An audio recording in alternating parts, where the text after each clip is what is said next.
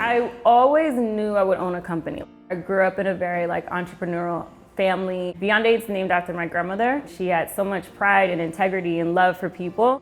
So my grandmother's birthday was March 8th, and so I named it after her right before she passed. So the 8 for me represents infinity. So the possibilities of what we're able to create are beyond infinite. It was my first year in New York and I wasn't finding the job that I wanted. So I was just trying to find my footing where I could get in or start working with certain companies. She called me in for an interview. I remember she just asked me 3 questions. She asked me maybe 2 questions and was like, oh, okay, so can you come in next week? And I was like, oh my gosh. I landed here, I didn't have a job. So then I started doing courier deliveries on my bike. And as I was doing that, I was dropping my resume off at restaurants that I was picking up food from, and I got a hosting job and I hated it. And I just went in there every day and got shit on. At the same time, I had got an internship here at Beyond 8, and so then I quit the hosting job. And so everything that I did on the side, I saved. Those are the resources that I used to start Beyond 8. Well, Beyond 8 it's family, it's someone that took a chance on me when I didn't really know what I was doing or what I wanted. We just go for it. If we're gonna do something, we're gonna do it to our fullest ability because that's what we're here to do. She's high standard, everything. Got a lot of experience, so she knows what's gonna fly and what's not gonna fly, what looks good and what doesn't. I've been involved with Pyer since the beginning, so we've been really fortunate to be able to produce all the shows since inception. Pyer is unique and really special. I mean, I've always said, ever since I met Kirby, I think he's incredibly smart. He has a very unique way of understanding and also expressing what's happening in our current climate. Last year, we represented so many different cultures and people. It's just so beautiful to have a space where so many different people are celebrated. It's not just about the clothes anymore, it's about you, and it's about who do you relate to and what environment do they create, what world do you walk into when you walk into that fashion show. I think that that's part of what Pyer does so well is that it speaks to people, who you are and what we represent and where you come from and where we're going and where we can go together. The show last year, we had it at Weeksville Heritage Center. It's where some of the initial free slaves created a community, so their initial homes are still there. You're doing a show on that soil, that same land, and you could feel that history and that richness in what we created in that space. So we hired all Black models. We had Black security staff. We had a Black casting director, Black stylist, Black PR team. We really use it as an opportunity to highlight and showcase how much beauty the Black community is creating. The most challenging part of last year was the fact that it rained legit in the last 30 minutes before we were starting the show. But in hindsight, it made the show even more magical and more beautiful. People said it was our ancestors crying. It was almost like a release. My grandmother actually always loved the rain. She said it washed everything away and allowed you to have a fresh start. I knew we were creating history, but I didn't know whether or not that would be recognized. The fact that it was received as well as it was, and there was so much, such an outpour of joy was really almost overwhelming, to be honest.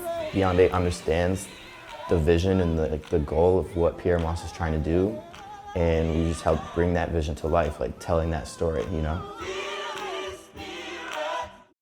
So this show's gonna be at King's Theater, also in Brooklyn, in Flatbush. It's right around the corner from where Kirby grew up. So Kirby was inspired by Rosetta Tharpe. They call her the godmother of rock and roll, and she was a Black guitarist, totally badass.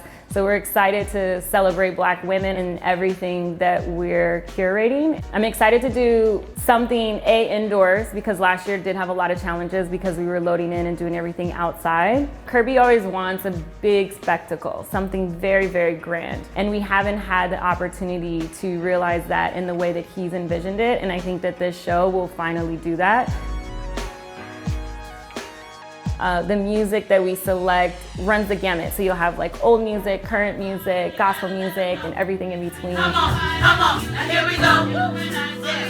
You gotta let them know you ain't a bitch or a hoe. Top obstacles for this show, I would say one of the biggest ones is the music.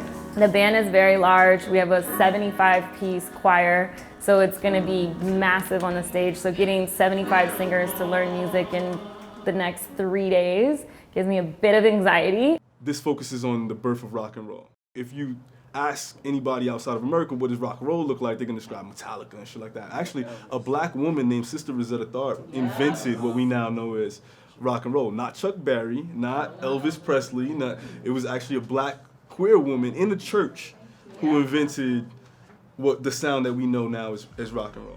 Number 2 is the runway and the space. So we're actually taking out about 1,000 seats within this theater, and we're building out these runway extensions off the front of the stage and creating a runway that exists where the seats would typically exist.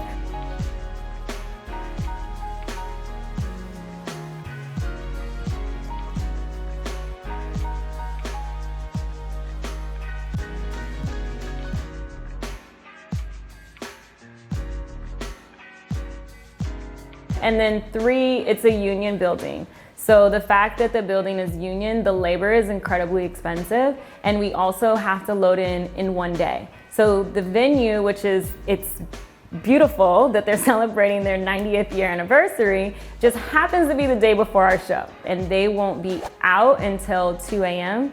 So we start loading in our show at 4 a.m. the morning of the Pyer show, and we have to be ready for doors at 8:30.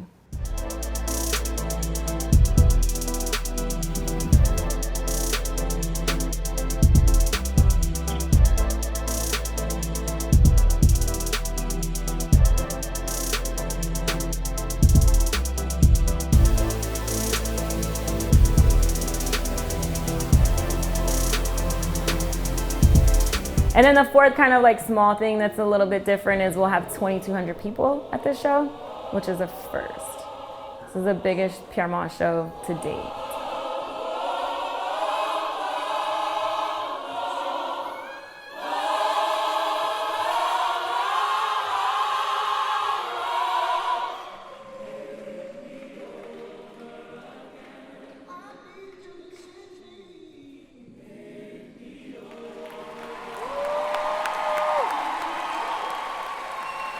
When you're walking up and down Flatbush and you're looking at King's Theater and you see, the Caribbean community and you see people walking around, you see families and kids in those neighborhoods, and being able to look at King's Theater and know that another young Haitian American had 2,200 people at a theater to see his designs.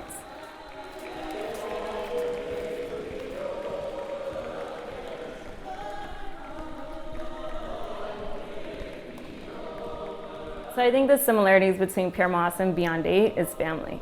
At the end of the day, I didn't grow up seeing someone that looked like me doing what I'm doing. We're creating so much love and opportunity. I think that's what makes us most unique, and that's what makes me so proud, and it makes me, it just makes me happy to go to work every day. I love my team, I love everyone I work with,